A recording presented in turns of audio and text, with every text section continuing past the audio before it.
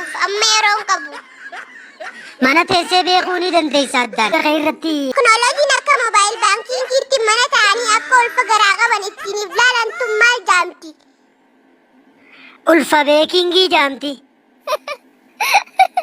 Tole egaa hordoftoota kiyyaa appilikeeshinii keessattuu dubartoonni abbaa warraa qabdan haala waan daa'imni san barbaachisu torbee hagam takka dahuudhaaf haga hafee beekuudhaaf salphatti egaa appilikeeshinii hedduu bareedaa tokko isinii qabadheen dhiyaadhee jira.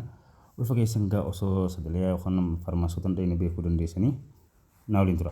Tole egaa hordoftoota kiyyaa appii kana egaa salphatti argachuudhaaf immoo Google Chrome keessan seentanii ergasii immoo maal jettanii barreessitan findjob25.com jettanii erga barreessitan Oro app gubbatti jiru sun gattuutanii ergasii bal'inaan isinii fida.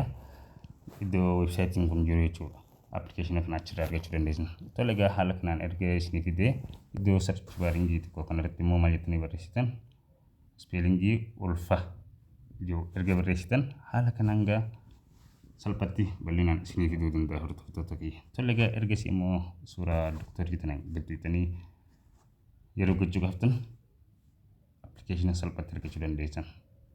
Haala kanaan scroll godhuudhaan irra gad oofuudhaan haala kanaan egaa iddoo install jedhu kana egaa galchuu qabattanii argachuu dandeessanii ittiin waan daa'imni keessan isinirraa barbaaduu fi hagam akka jiruu fi waa hundaa'u irraa barattanii itti fayyadamtanii farmaasii dhaquun waan dhaabbate jiruuf itti fayyadamaa.